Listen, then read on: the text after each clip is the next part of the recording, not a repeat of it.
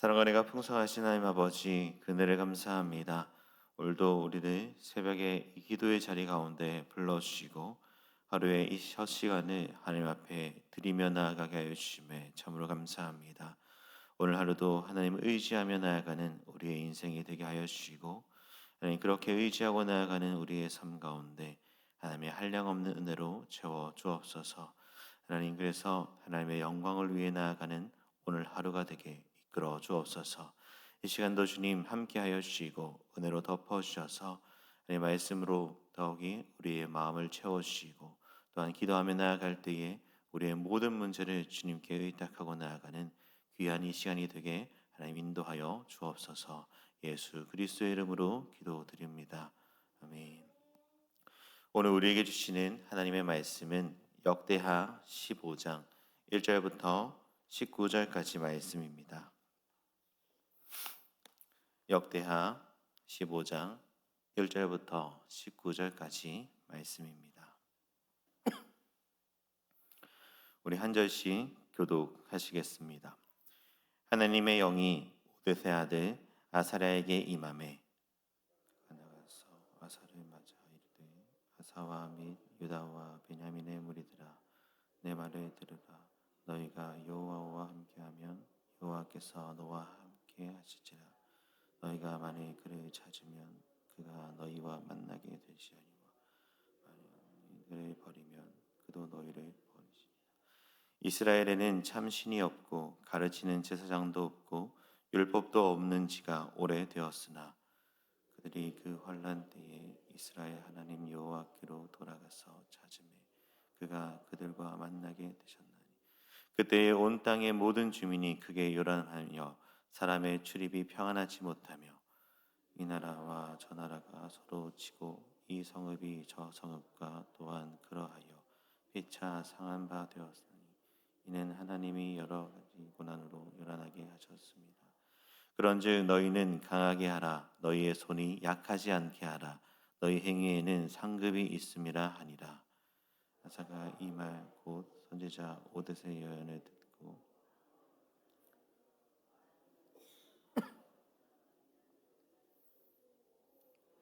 선지에 빼앗은 또 여호와의 낭실 앞에 있는 여호와의 제단을 재건하고, 또 유다와 베냐민의 무리를 모으고 에브라임과 므낫세와 시므온 가운데에서 나와서 저희 중에 머물러 사는 자들을 모았으니, 이는 이스라엘 사람들이 아사의 하나님 여호와께서 그와 함께 하심을 보고 아사에게로 돌아오는 자가 많음이었더라.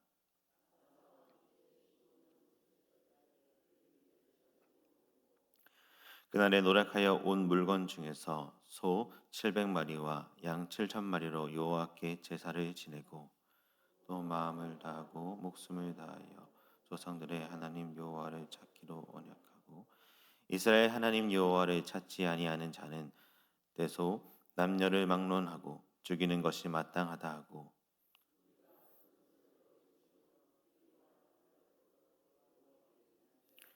온 유다가 이 맹세를 기뻐한지라. 무리가 마음을 다하여 맹세하고 뜻을 다하여 여호와를 찾았으므로 여호와께서도 그들을 만나 주시고 그들의 사방에 평안을 주셨더라.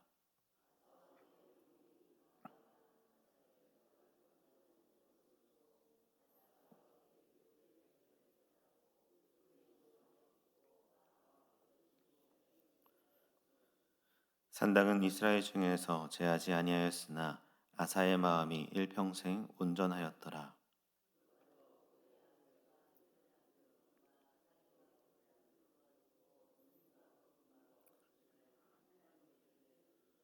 함께 보시겠습니다.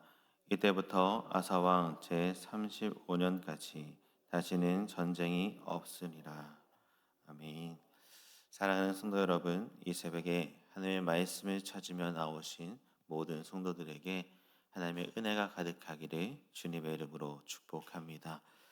우리의 삶 속에는 기쁨과 감사의 순간도 있지만, 때로는 영적인 침체와 외적인 고난이 함께 몰려올 때가 있습니다. 우리가 기도를 하지만 응답이 더뎌 보이고, 말씀을 듣지만 그 말씀에 우리 마음 가운데 울림이 없고, 예배의 자리에 있으면서도 공허함만 가득한 그 순간이 있다라는 것이죠. 그런데 그때에 우리는 이렇게 생각합니다. 하나님 정말 나의 삶에 함께 하십니까? 라고 말입니다. 그런데 오늘 우리가 함께 볼 이 역대하 15장의 말씀은 그러한 시대 가운데 하나님을 전심으로 찾을 때 어떠한 회복이 주어지는지 우리에게 알려줍니다. 본문은 아사왕 시대의 이야기를 이야기합니다. 당시 유대 나라는 외적으로는 평안을 누리는 듯 하였지만 영적으로는 심각한 무너짐 속에 있었습니다. 우상 숭배가 만연했고 백성들의 마음은 하나님을 떠났던 것이죠. 그때 하나님께서는 스가랴의 아사랴를 통해서 어, 아사 왕에게 말씀하십니다. 여호와께서 너희와 함께 계시나니 너희가 만일 그를 찾으면 그가 너희와 만나 주려니와라고 말이죠. 하나님을 찾는 자에게 하나님은 임하시며 만나 주신다라는 이 말씀은 당시 유대 백성들에게는 너무나도 필요한 하나님의 말씀이었습니다.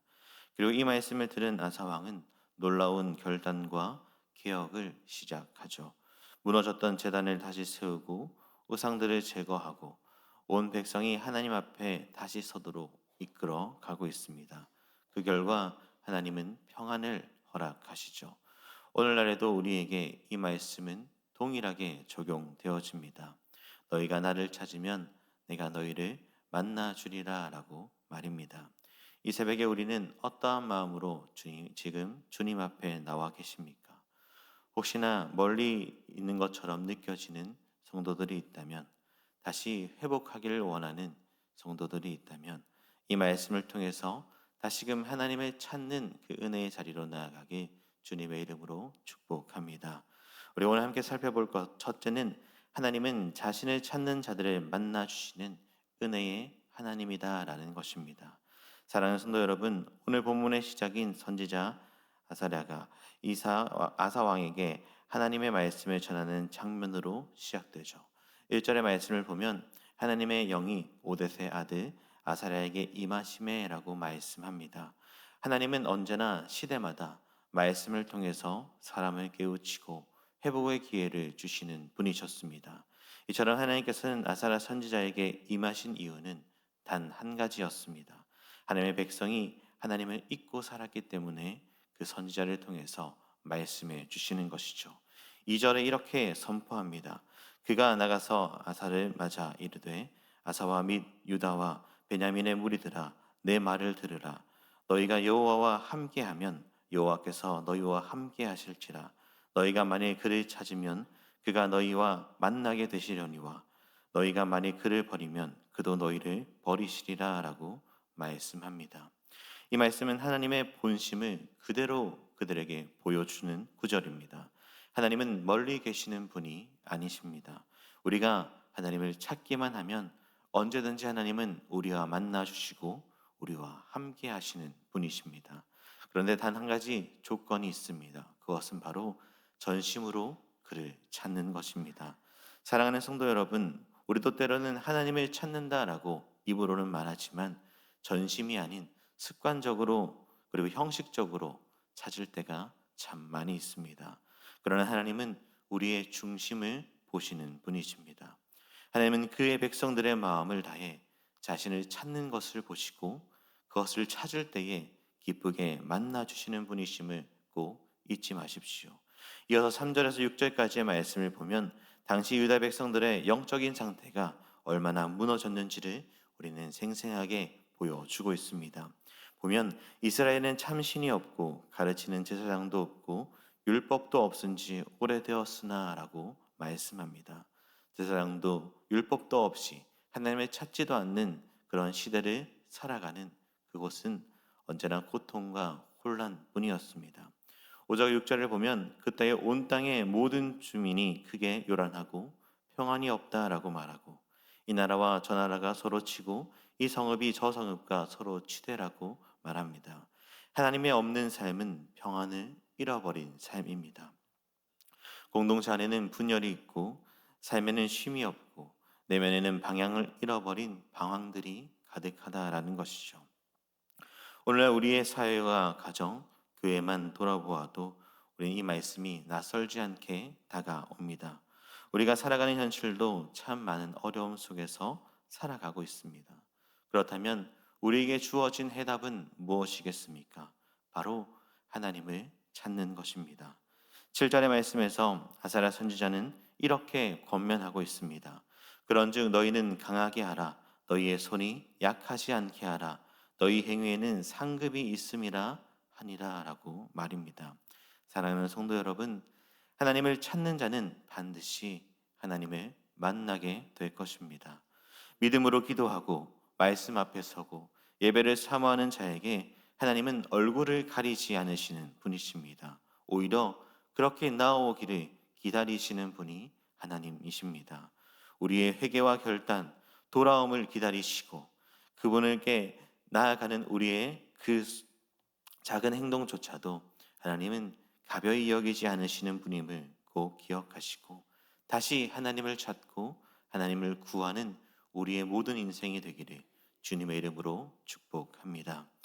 둘째로 하나님을 전심으로 찾는 자는 믿음의 결단과 회복의 은혜를 누리게 된다라는 것입니다. 사랑하는 성도 여러분, 하나님의 말씀을 듣는 데서 끝나지 않고 삶의 결단으로 이어질 때 참된 변화가 우리의 삶 가운데 일어나는 것입니다.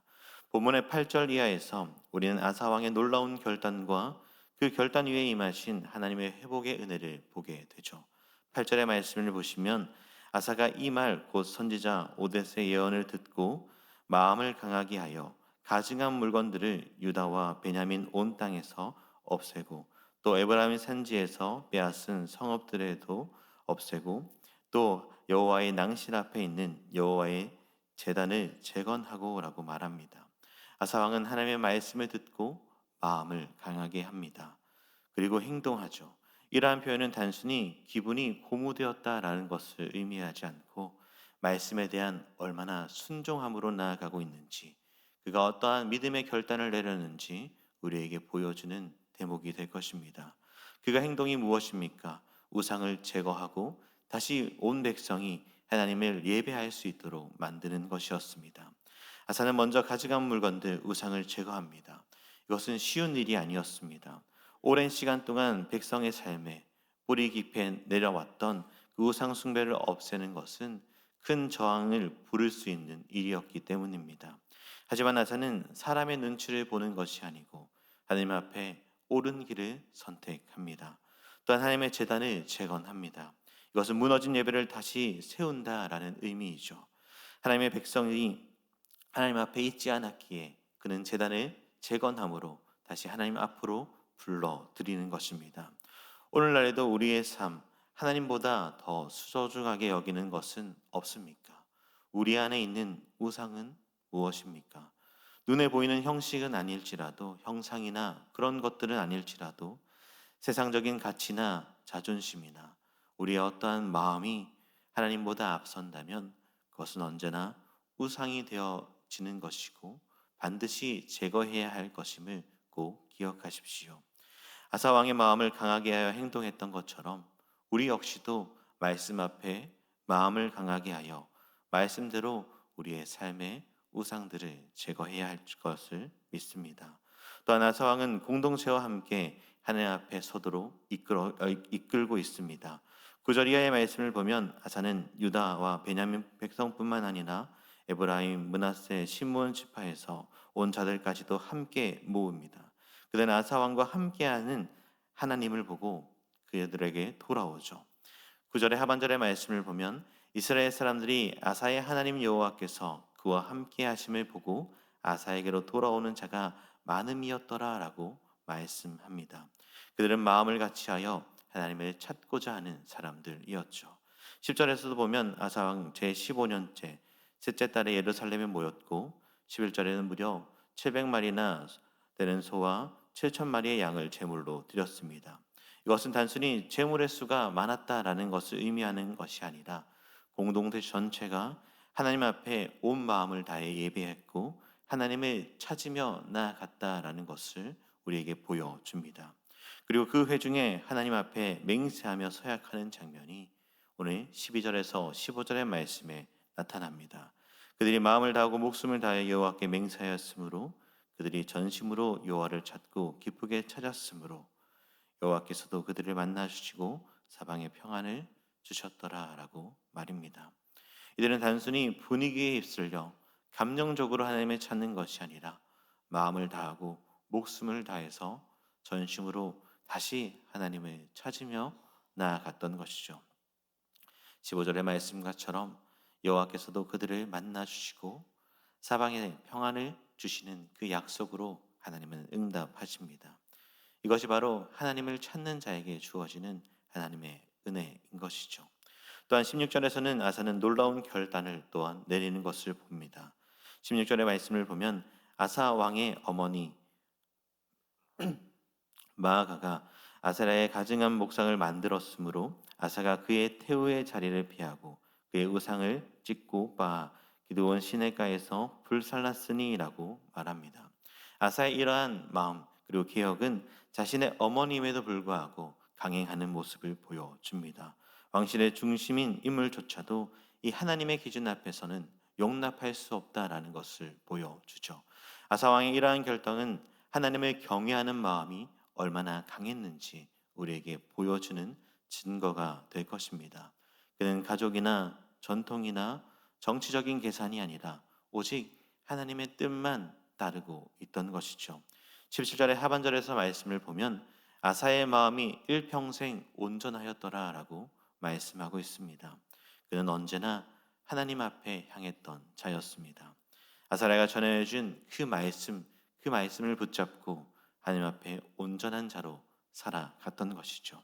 사랑하는 성도 여러분, 오늘날도 우리의 믿음 또한 이러한 결단이 필요합니다.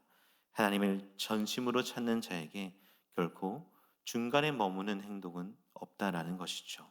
감동만 받고 끝나는 것이 아니라 말씀에 감동이 있으면 그 말씀대로 살아갈 수 있는 순종 또한 있어야 함을 꼭 기억하십시오. 하나님이 이렇게 하나님을 찾는 왕에게 은혜를 베풀어 주십니다. 오늘 마지막 19절의 말씀을 우리 다시 한 번 더 읽겠습니다. 시작. 이때부터 아사 왕 제 35년까지 다시는 전쟁이 없으리라. 아멘. 하나님을 전심으로 찾고 믿음으로 결단한 그들에게 하나님은 놀라운 평안을 약속하십니다. 이 평안은 단순한 외적인 전쟁뿐만 아니라 하나님의 임재 가운데 누리는 온전한 샬롬, 그 은혜가 되는 것이죠. 사랑하는 성도 여러분, 하나님의 전심으로 찾는 자는 그를 만나는 것으로 끝나는 것이 아니라 우리의 삶 가운데 계속적으로 하나님의 은혜를 누릴 수 있다라는 사실을 꼭 기억하시고 오늘 하루도 우리의 남은 일평생도 하나님을 찾으며 나아가시는 저와 여러분들이 되기를 주님의 이름으로 축복합니다. 말씀을 맺겠습니다. 사랑하는 성도 여러분, 오늘 말씀은 우리에게 분명하게 말해주고 있습니다. 하나님을 전심으로 찾는 자는 하나님께서 만나 주시고 평안의 은혜를 약속하신다라고 말입니다. 아사왕처럼 하나님의 말씀 앞에 결단하고 마음을 다해 순종하며 나아갈 때, 주님께로 전심으로 돌아갈 때 그런 일들을 경험할 수 있지요. 오늘도 우리 이 말씀을 붙잡고 하나님을 전심으로 찾는 자가 되어서 하나님의 은혜를 누리고 다시 한 번 더 믿음으로 살아내는 저와 여러분들이 되기를 주님의 이름으로 축복합니다. 기도드리겠습니다.